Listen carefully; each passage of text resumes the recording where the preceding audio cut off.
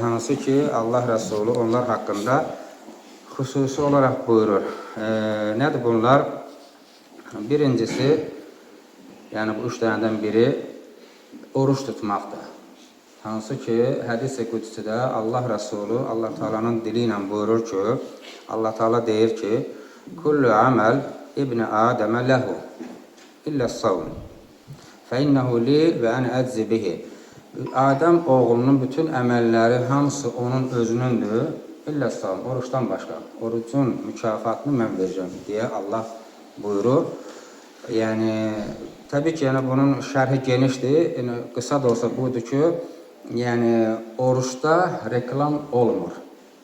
Çünki bir ay orucu sən kiminsə xətri üçün, reklam üçün tuta bilmirsən. Mümkün deyil ki, sən bir ay oruç qalasan.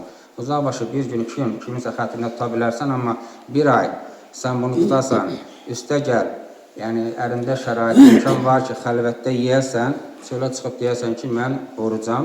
Yəni bunu eləmirsənsə, demək burada sırf bu əməl Allah üçündür.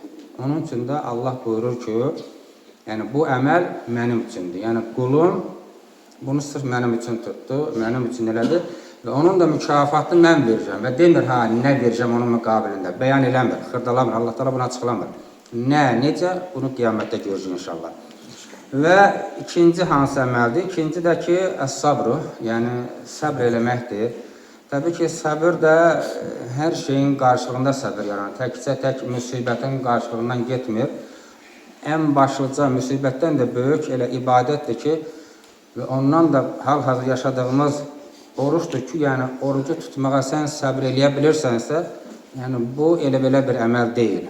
Yəni sən bunu dözürsənsə, səbr eləyə bilirsənsə, yenə belə deyək ki, biraz qış aylarıdır, yaxşıdır. Yəni bunun yayı var, qışı var, yazı var, payızı var, əl-qərəz. Yəni nəticə olaraq sən buna dözürsənsə, demək bu səbrin də bir qarşılığı olmalıdır. Nəinki oruc, o cümlədən namaz olsun, yəni bütün elədiyimiz hər bir ibadətlərə sən səbr eləyib dözə bilirsənsə, o cümlədən yəni haramdan özü qorumaq üçün səbr eləyib dözürsənsə, yəni harama baxmırsan, haram eləmirsən, filan, haram yemirsən, buna da səbr lazımdır.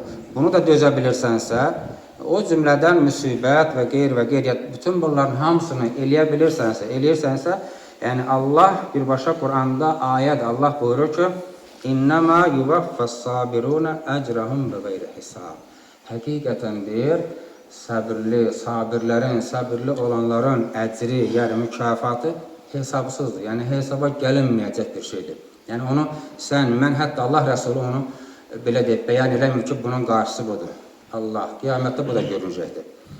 Və üçüncü hansıdır? Hansı ki, Allah Rəsulü buyurur, bu da əl-af ən-nas. Ən, belə deyək, hökkəmli əməllərdən biri də insanları bağışlamaq. Subhanallah.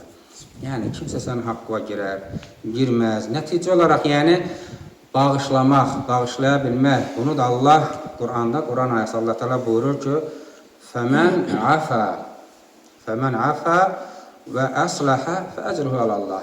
Kim bağışlayarsa və sonra da islah olarsa, onun da əcri mükafatı Allaha aiddir. Yəni, bağışlaya bilmək, o da hər oğlun işi deyil. Yəni, kimsə sənin haqqına girər və sən onu bağışlayasan ki, mən halallığı verdim.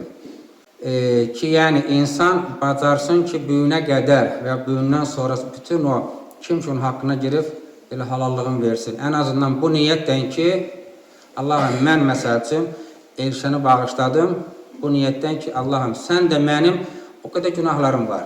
Yəni, hər özünüz günahını bilir. Yəni, Allahım, mən Elnuru bağışladım bu niyyətdən ki, Allah da o əmələ görə. Çünki Allah özü buyurur, bağışlamaq, yəni dəyərli bir əməldir. Bunun da əvəzini Allahım, səndən hesab istəmirəm. Qiyamət günündə mənim ayaqlarımı örtəsən.